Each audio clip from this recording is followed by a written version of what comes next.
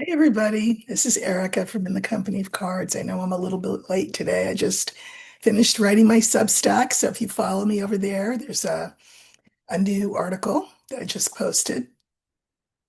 And I wanted to come on and do a quick video for you all.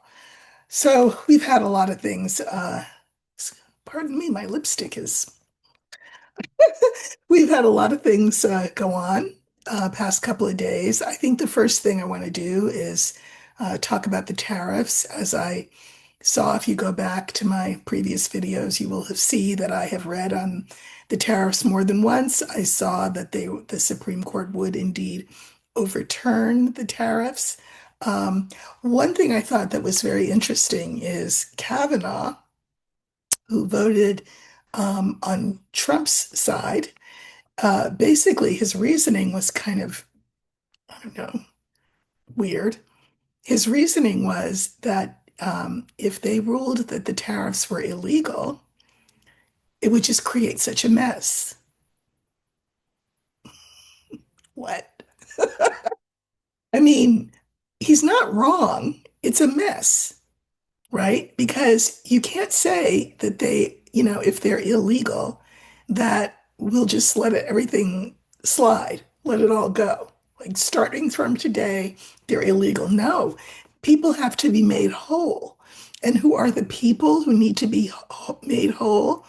The corporations and companies and individuals like you and me who have paid those tariffs. So we need to be made whole. And that is going to be, case by case, probably company by company. It will be a long, slow slog. We know that the felon has already said he's going to try to find another way around it to the point where he has, after they told him he couldn't do it, imposed an across the board, around the world, 10% tariff on everything for everybody. He's out of his mind, and it's not funny, but it's funny. So I mean, I just thought that I really thought Kavanaugh would vote with the majority, and I think his rationale for not having voted with the majority was just nonsensical. But anyway, fortunately, the vote went the way that it was. It was 6-3, which is very, very encouraging. What I want to know is looking past the tariff issue, he has, the felon, responded really rudely and disrespectfully to the court's decision. Uh, we know that there is the State of the Union coming up next week. I looked at that earlier in the week. But, I want to know, are they rethinking this sweeping, broad immunity that they gave him so that he feels that he can do whatever he wants? I'm sure in his little pea brain mind, he's thinking, well, you all said I could do whatever I want. So I'm doing whatever I want. Why is that a problem? Like, why are you voting against me? I really think he doesn't understand.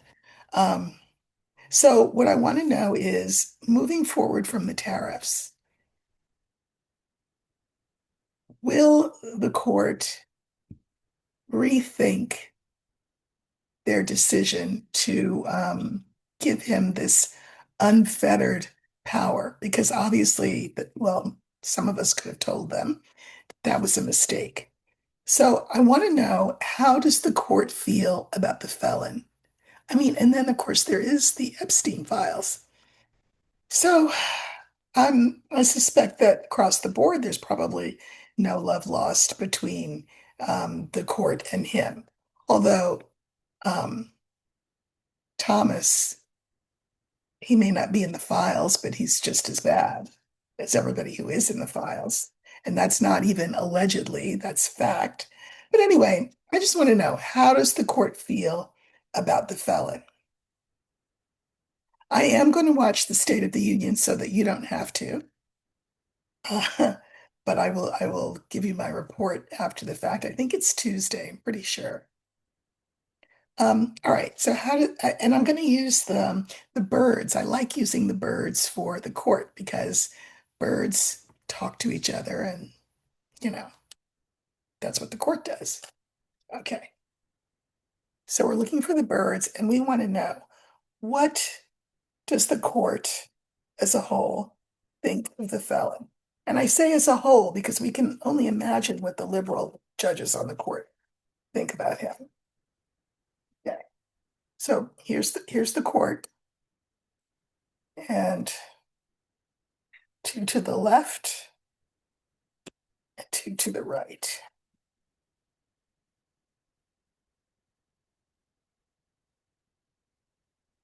And I just want to say, in the opinion, the majority opinion, I think it was written by Roberts. Basically, the court was saying to the Congress, you guys are the ones who raise taxes. Tariffs, in fact, are nothing but taxes. So you guys are the ones to decide this. And it felt very much like it was the court, one branch, telling another branch, do your job, do your job. Hopefully, the Congress will take the court's advice to heart. Okay, so I'm going to draw some clarifiers.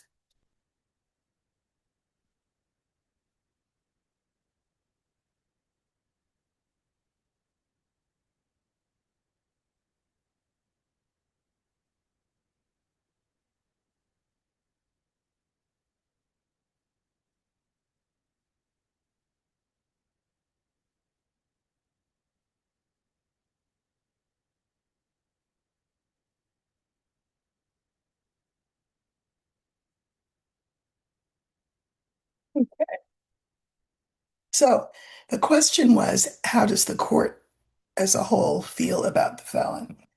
So we have the tower, we have the young man, we have the birds that stand for the court, we have the key, and we have the moon. And, you know, this is also a card for the court as well. This is sort of institutional authority. Think of it as, all the branches. And I can mirror it with the moon. We know, the court knows that government is not at the top of the list of the people's uh, favorite thing. And they understand that the reputation of the government, meaning all three branches, needs a refurbish. Uh, so they decided to, you know, strong arm him a little bit. This guy's pretty aggressive. And so they said, yeah, what you're doing is illegal because a tariff is a tax and no president can tax the people without Congress putting that into law. So they kind of strong armed him a bit. Here they are. And again, we have this key. What they feel like needed to happen was that they needed to strong arm him, that they needed to sort of put him in his place, rein him in, again, for the sake of the reputation of the government as a whole. So let's look at the clarifiers. So we have the tower, this is government, and the clarifiers are the fish, the bear, and the man. I think that they have some feelings feelings about the felon. This is the felon. Remember, the tariffs are taxes. Taxes are money. This is money, but this is also emotion. So they don't like the way he's been swinging his mushroom around, you know, tariffing and then taking the tariffs back and then raising them again and then taking them back. He's being a bully. That's what they think. He's misusing his power, and they have some feelings about that. And he's using money, economics, cash money, taxes to do that, and they don't approve. Second card is the young man, and I felt like the young man was the court saying, in this case, we are the boss of you, and we are ruling that what you're doing is illegal under the Constitution. Clarifiers are the fox, the ship, and the wit. You know, I think this was not the easiest decision because of the point that Kavanaugh made, which is, well, how do we undo this? How does he undo this? This is really tricky. This is really problematic. Um, but the court decided, however he has to do it, he has to do it full steam ahead. I mean, this is necessary. There was a lot of fighting about this. Now, we know there was fighting about this because this decision was meant to have come out like a month ago. And TikTok, So listen, it was too long to wait, but at least they made the right decision. So in the center, we have the birds, and the clarifiers are the anchor, the garden, and then interestingly, the woman. The court feels as though the public perception of them is that they are kind of weighted down, immobile. But what they need to do, they felt, is flip that script and flip that understanding that the public has about them and make themselves seem sturdy and dependable and safe. And that's why they made the decision that they did, so that the public perception of them at least would be good. I mean, we already know what the executive branch is like. The legislative branch is, you know, not doing their job. And so they wanted to feel like they were at least one branch that could be depended on. I think that there were women on the court who um, gave very cogent, clear, convincing arguments, and that's what moved um, Roberts over and Gorsuch over. The fourth card is the key. Key is like an answer. So again, the question is, how do they feel about him? And the clarifiers are the cross, the stork, and the star. He is their cross to bear, especially because they did what they did by giving him this blanket immunity. He is their cross to bear, but they're hoping that things will get better, that they've put him on in his place, and that he will obey them. They're hopeful for the future. I think that's very naive of them because he doesn't like being put in his place. He doesn't like being disagreed with. So, final card is the moon. This is the reputation of the government, um, all of the branches. Um, and the clarifiers are the snake, the house, and the bouquet. I think I heard this on the news, and this is what it reminds me of. Somebody said, it was one of the pundits, and he said, you know, the felon doesn't understand that the court is actually doing him a favor. Because had they let this continue, it would have destroyed the American economy, destroyed it, the snake. So really, they actually gave the White House a gift, even though the White House does not perceive it as a gift. So this is interesting. I don't see any real animus towards him on their part as a whole. I just think that they looked at this as a discrete issue that was before them, a specific issue that was before them. I don't think that they're drawing any larger conclusions about what to do with him. I don't see any indication from the cards that today they are saying to themselves, oh, we need to yoke him up with this, blanket immunity. We need to uh, take that back. I don't see them doing that, which is unfortunate. Now, generally, at the State of the Union address, some members of the Supreme Court do attend. Uh, we'll see who shows up Tuesday night, if it's Tuesday, I think it is. We'll see who shows up and we'll see what he has to say. I said in my last video when I looked at this that he will definitely go off script. It's very late at night for him. It's 9 p.m.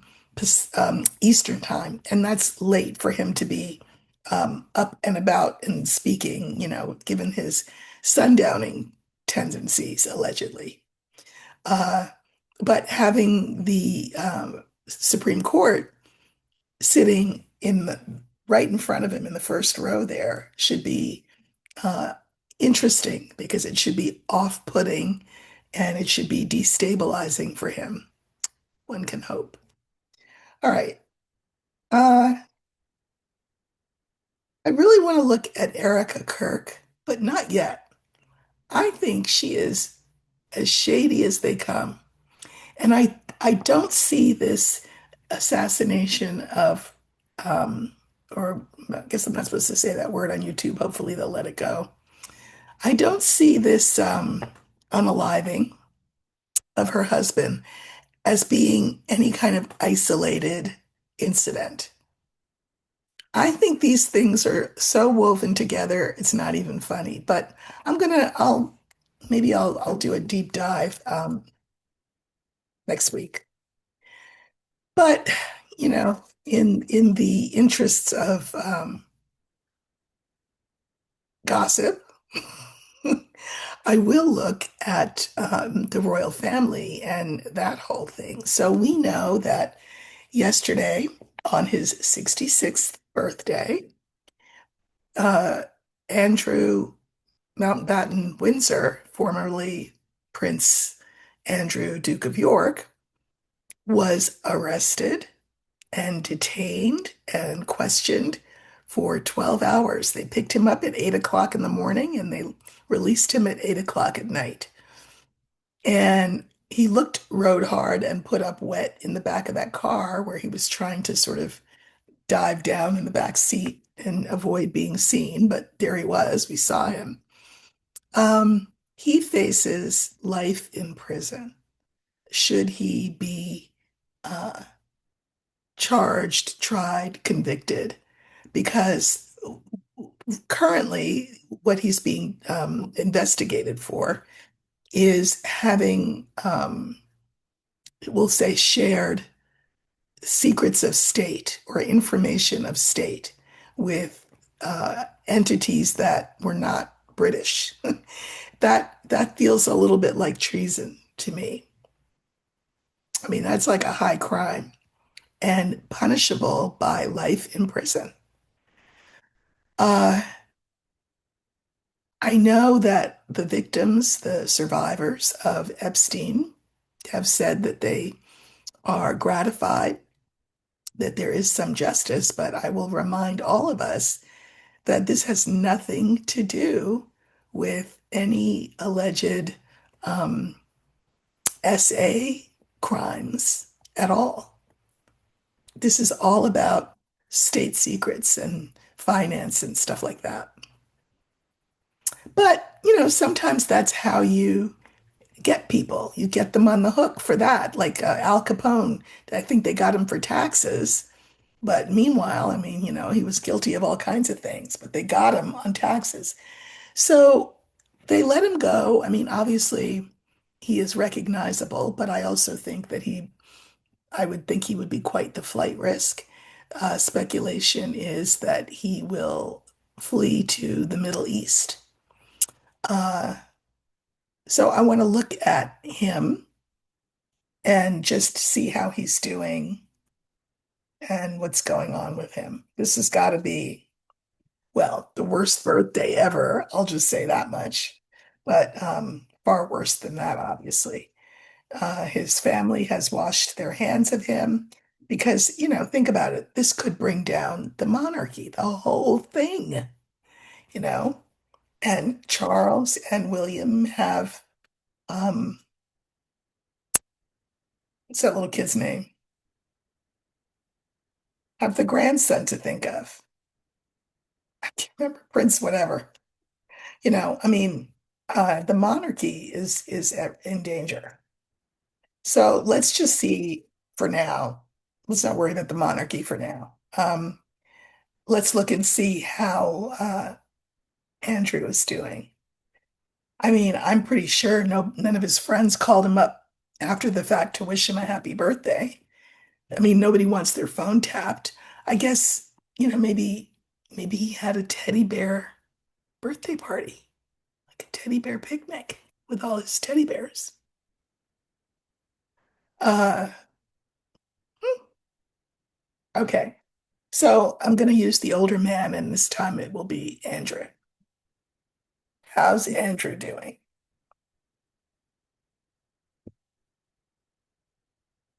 First, we'll look at how he's doing, and then I'll look at what his trajectory looks like.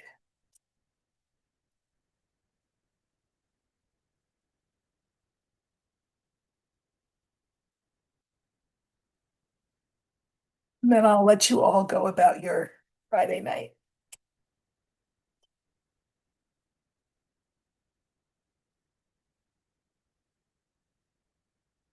Oh, okay. It's the next to the last card. That means I only have one card in my hand to follow him. Okay.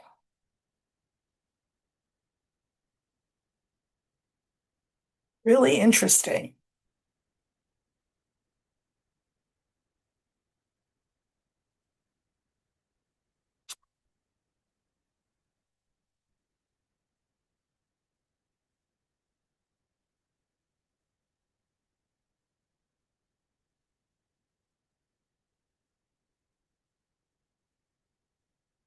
Okay. I didn't pull clarifiers on everything, but just the ones that I felt like needed some clarification. So we have the ship, we have the letter, we have the child, we have Andrew, and then we have the bouquet at the end, which I think is very interesting. Um, I may pull a couple more clarifiers, but not quite yet. I will say with the ship, um, I think he has been in um, written communication about going abroad, um,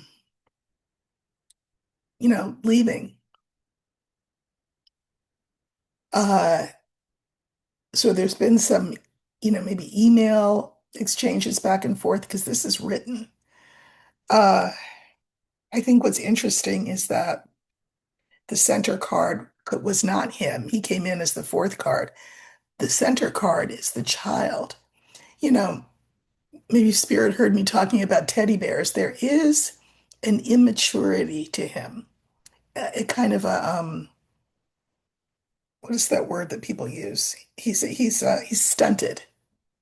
There's a stuntedness to him and to his personality. We know that he spends a lot of time um, alone. He likes to ride horses, we know that, and he likes to watch television.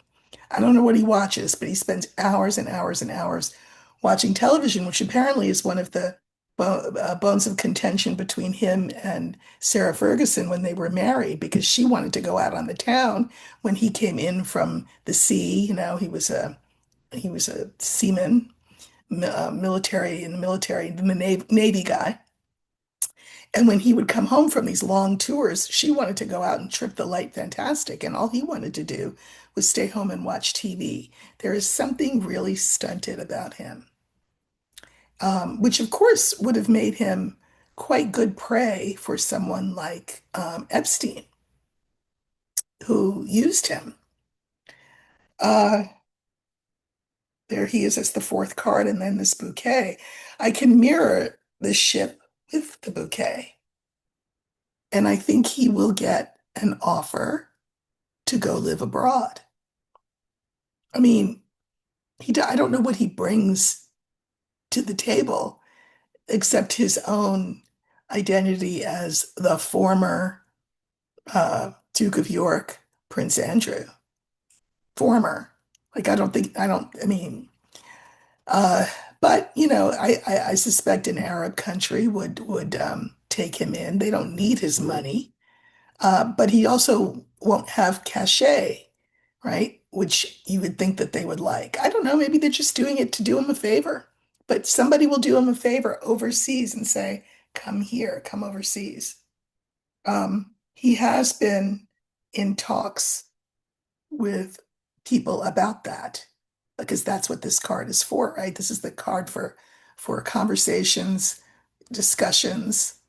Uh, so there have been those talks. I just want to pull another card. Um, hmm. So I pulled clarifiers on the ship. We have the birds, as you know.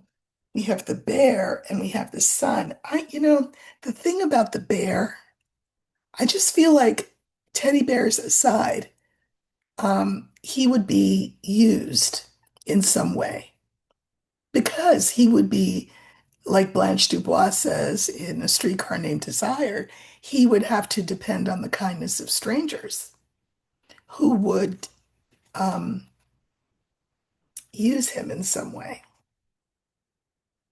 But I do think it's somewhere like an Arab country with all that sun. Uh, Second card is the letter, and I drew one clarifier, but I'm going to draw a couple more.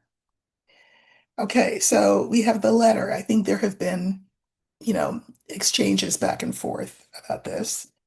But look, fish is money. They might say, well, what do you bring to the table? He has no money. He has none. He's hoping to, improve his prospects. That's the stork. But the last card on the line is the cross. He's damaged goods. Who's going to want him for anything? If they take him in, they're taking him in out of the kindness of their hearts, or to use him. Uh, he is this childlike figure. This naive figure. So I pulled cards on that too. He's just stunted and stuck. It's not like he's going to have a growth spurt emotionally or mentally. That's not going to happen. And the key is like an answer. And then we've got the scales card. I think it will be taken into account that he's probably the least intelligent of the queen's children, I suspect, and that he had always been coddled and cosseted, even though he was a naval hero. I mean, I'm old enough to remember back when he was Randy Andy and, very sought after. Uh, but this is the scales of justice. And he may just be stuck. The anchor is like stuck, having to deal with the justice system. Now, he shows up as the fourth card. I drew one clarifier, but I'm going to draw. Oh, gosh. Okay. So here he is, and the cards he gets are not good. It's the snake, the whip, and the mice. Even if he gets whisked away to some Arab country, his life looks just awful, miserable. Miserable, and in ways that, in keeping with this card, he just doesn't get it. He's like, I don't get, what did I do? I don't get it. Like, I don't understand what I did wrong. I think there's a level at which he doesn't understand what he did wrong. But he's going to find out. I think he will be um, miserable. But this last line is good. I mean, again, I think he'll get, they may say to him, okay, we're not going to put you in jail for life. Just go live on that estate of your brothers and, you know, die or whatever. Um, but we have the star, the ring, and clover. This feels very much happy ending-ish. Uh, like they're not going to throw him in the tower. I don't think he'll be imprisoned. I really don't. I think he will contemplate going overseas, but I don't think he'll want to. You know why? He's too much, again, he's too much of a homebody. As long as they give him cable TV and he can have his bears, he's good. And I think that that's how he'll live out his life. I don't think he'll go overseas. Um, yeah, I think people will see him having, I'm going to say, a diminished capacity. He's not the brightest bulb. Not that that's an excuse. God knows I'm not making any excuse for any of these men. But I think out of courtesy to the family, they're not going to throw him in jail. Uh, and he'll be sort of exiled to that boggy estate of his brothers and live out his life there. You know, maybe Anne, his sister, will visit him once in a while or something. I think he'll have a very sad, lonely life, but I don't think his life will be overseas. However, let's look at Fergie. This is Sarah Ferguson. We don't know where she is now. We know that we think she's overseas. We think she's been spotted in Abu Dhabi. We know that she has these two daughters, and each of these daughters is married to a wealthy man and they each have their own family, they have their own careers, and they each have a couple of homes. But apparently, their mother, Sarah, is not invited to park herself in any of those places. Three of the homes are in England, and then there's a fourth home of one of the daughters in Portugal because the husband, I guess, is Portuguese or has a lot of business in Portugal, but she is not has not been invited to stay any of those places. So let's look and see where Fergie will land. And again, you know, she may not be liable in terms of these SA crimes, but I'm assuming that they're also looking at her for the same kinds of things that they're looking at Andrew for.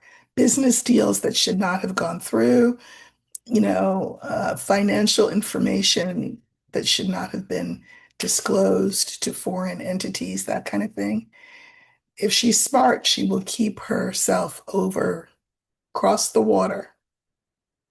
But let's see. She again has no money, but she has made it clear that she is willing to write a tell-all book about the royal family, particularly Andrew. Uh, there are apparently publishers who have their checkbooks open and ready to sign her, but she's going to have to come with the goods. And of course, if she does come with the goods, she might as well because that family is done with her, including possibly her own daughters. So let's look at Fergie. She will be the older woman. She's also 66. And I'm going to say, as somebody almost 70, she looks every year her 66. Uh, there you go. Black don't crack. Okay, anyway. Uh, okay. We're looking for the older woman, and that will be Sarah Ferguson.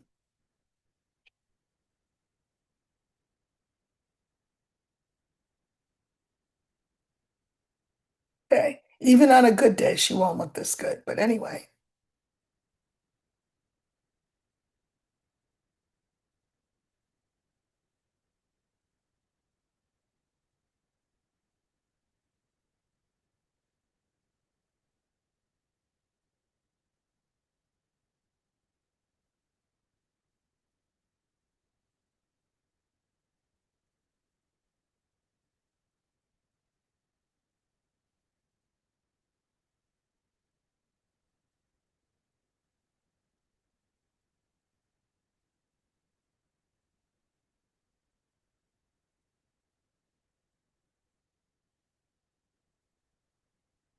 Okay, I will say this for her.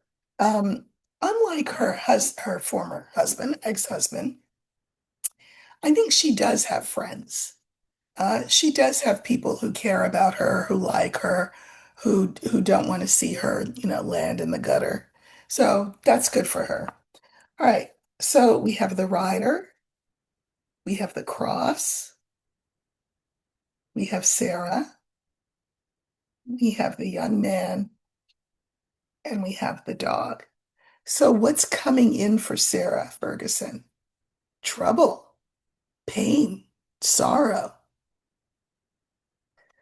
Um, but I do think there will be people who rally around her. People, she can be charming when she wants to be, apparently. And she does have friends. Okay. So we go back to the rider, news coming in, and we have fish, lily, and young woman. I think that in terms of worries about money, I think she thinks that her daughters will make sure that she has enough money to live, right? Because, they have inheritances, they have jobs, and they have very wealthy husbands. So I think that that's been communicated to her that, she will never be a pauper in the ditch. That said, she's in a bad way right now. She is terrified and has no idea where she's going to live. She just doesn't know. Now, the last card is the bear. And I just think that this is not her. I think this is her feeling overwhelmed because I can mirror these two together. I think she's just overwhelmed, and that the main concern is, where will I lay my head? Where will I live? And that's a hard position to be in. Like I had like to feel dispossessed, um, nowhere to settle. Andrew at least has the place that his brother has given him. Boggy as it may be, it's still an estate. I'm just saying, with 5 bedrooms. I'm just saying. So here's Sarah, and the clarifiers are the letter, the fox, and the book. I think someone will, aside from her daughters, who will make sure that financially she's not in a ditch. I think that some foreign person, because the fox is foreign, will help her. And I don't think that she knows who that is yet. I don't think she knows. Like it'll be maybe among her acquaintances or maybe a friend of a friend, but someone unknown will pop up and say, will write her and say, make her some sort of offer. Um, Fourth card is the young man, and the clarifiers are the moon, the star, and the garden. And I will say, Sarah has been very good at reinvention more than once, more than once.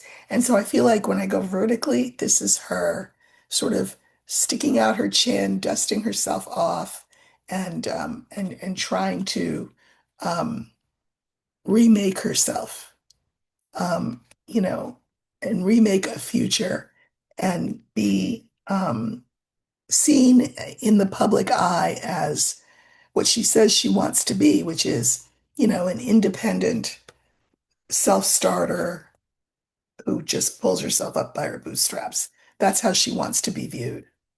I think, again, she has friends and they will definitely help her. I think she will live overseas. I don't think it's going to be Europe.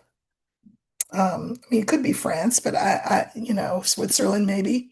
I would say maybe Switzerland, or more likely someplace like Abu Dhabi or Saudi Arabia. I think that's where she'll end up. So there you go. Well, that's my abbreviated Saturday night version. Maybe it wasn't so abbreviated. Sorry about that. But I will see you at some point over the weekend. So have a great Friday night. Take care.